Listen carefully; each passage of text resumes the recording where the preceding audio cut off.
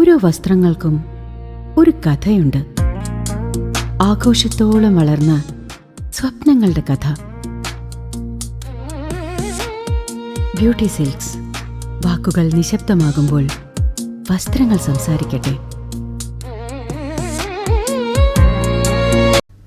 മുണ്ടത്തിക്കോട് പാതിരിക്കോട്ടുകാവ് ക്ഷേത്രത്തിൽ പ്രതിഷ്ഠാദിനം ഭക്തി നിർഭരമായി.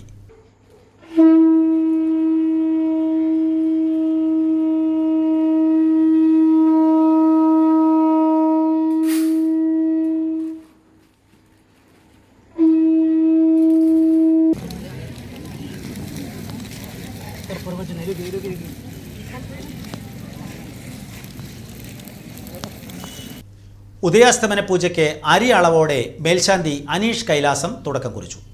പ്രതിഷ്ഠാദിന ചടങ്ങുകൾക്ക് ക്ഷേത്രം തന്ത്രി അനൂപ് കൃഷ്ണൻ നമ്പൂതിരി മുഖ്യ കാർമ്മികനായി. ക്ഷേത്രത്തിൽ വൻ ഭക്തജന തിരക്ക് അനുഭവപ്പെട്ടു. 200ഓളം സ്ത്രീകൾ പൊങ്കാല സമർപ്പിച്ചു. ക്ഷേത്ര ഉപദേശക സമിതി, മാതൃസമിതി അംഗങ്ങൾ നേതൃത്വം നൽകി. കോമരം വാസുദേവൻ, നാരായണൻ നമ്പൂതിരി, അനീഷ് കൈലാസം, നമ്പീശൻ വാസുദേവൻ, അടിയന്തരം കോട്ടപ്പുറം ഉണ്ണികൃഷ്ണൻ എന്നിവർ ചേർന്ന് പൊങ്കാല നിവേദ്യം തീർത്ഥം തളിച്ച് പൂജ നടത്തിയത് ഭക്തിസാന്ദ്രമായി. പണ്ടാര അടുപ്പിൽ നിന്നും തന്ത്രി തീ പകർന്നതോടെയാണ് പൊങ്കാല അടുപ്പുകൾ കത്തിച്ചത്.